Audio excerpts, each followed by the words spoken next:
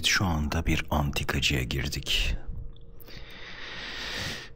Gerçekten de her biri bir dönemin sessiz tanığı gibi. Böyle eski saatler zamanı ölçmekten çok bir devrin ritmini saklıyorlarmış gibi.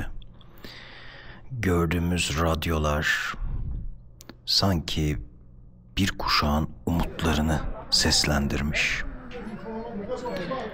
Filozof Henry Bergson, yanlış hatırlamıyorsam eğer, zaman saatlerin ölçtüğü bir şey değildir, yaşadıklarımızın yoğunluğudur der. Bizdeki bu eşyaların içindeki zamanı, yani o yaşanmış yoğunluğu kokluyoruz antikacıda.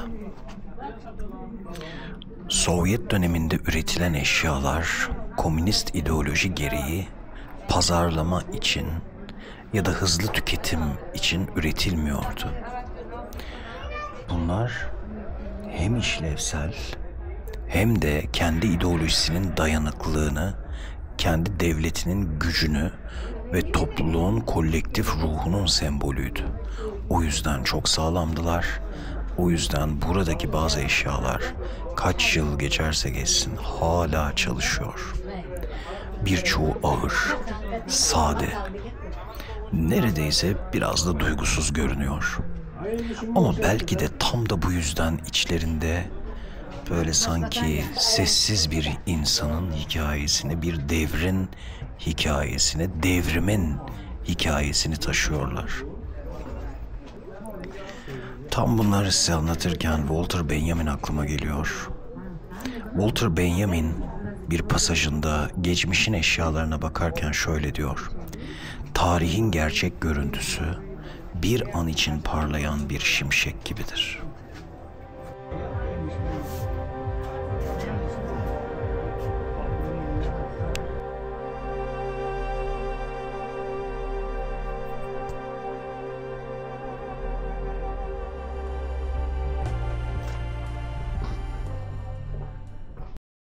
Bu objelere baktığımızda da sanki bizim bilinçlerimizde bir şimşek çakıyor.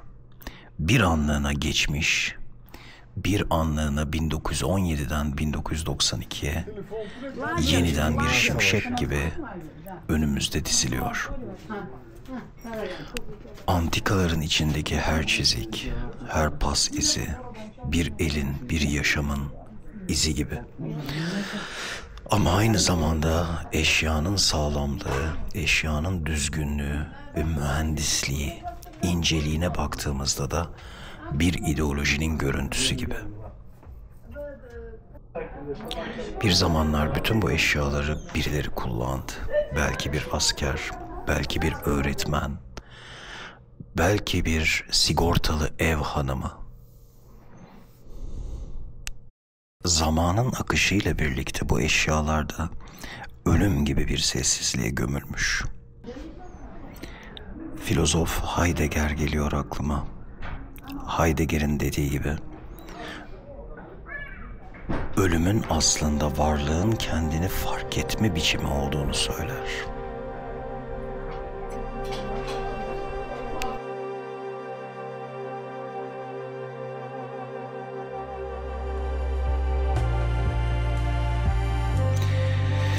Yine de ne kadar haklıdır Heidegger tartışılır.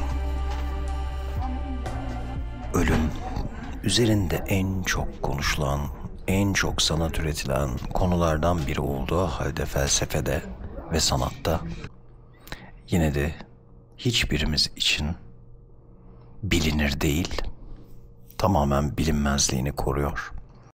Saatlerin çoğu durmuş burada. Sanki artık bize zamanı değil de durmanın anlamını öğretiyor.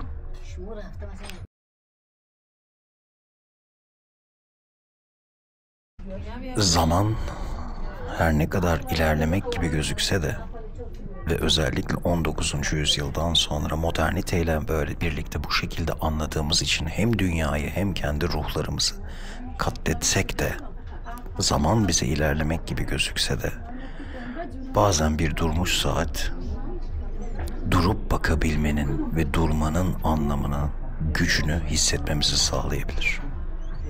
Tam size bunları söylerken Nietzsche geliyor aklıma. Gerçek yaşam, geçmişi anlamlandırabildiğimiz ölçüde başlar der.